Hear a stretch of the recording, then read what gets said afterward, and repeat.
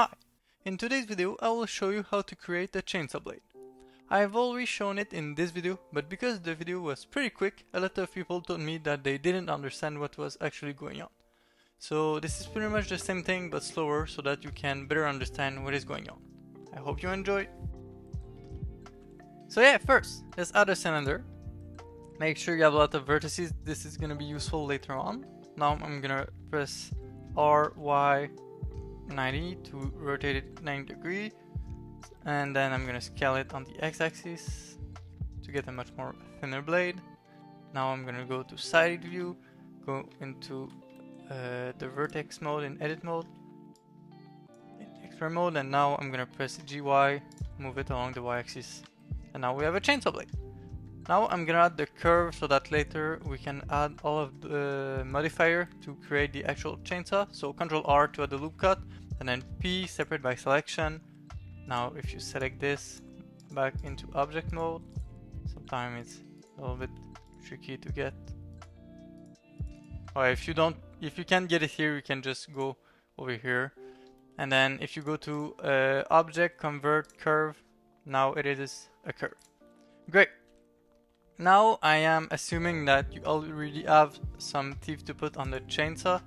Me, I created some really basic teeth that it's pretty much just a cube that I extruded. You can see a time lapse here of how I made them. It's really not complicated. So they are not at the right rotation, so I'm gonna press RZ90 and then that's good.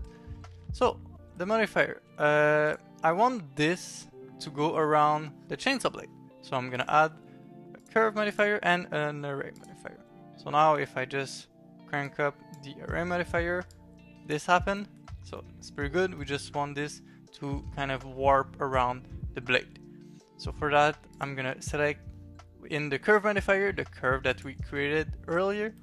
And if this is happening, you can just change the deform axis until you get it right.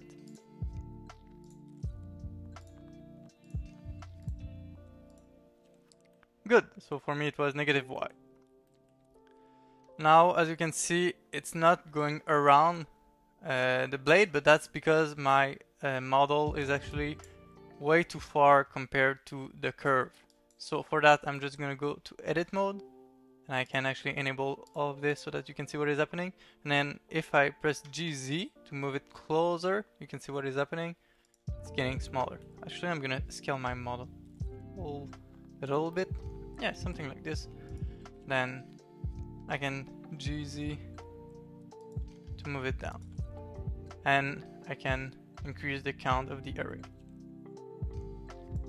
And to make sure that it fits at the end. Oh, actually, it's already good. But if it didn't fit, you could always play with the factor over here. And now you have a chainsaw. Pretty good.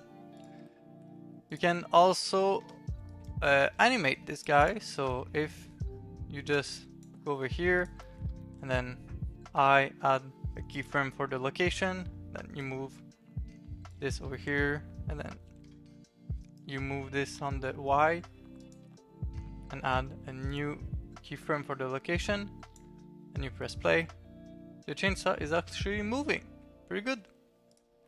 So yeah, I hope this was helpful and thank you for watching.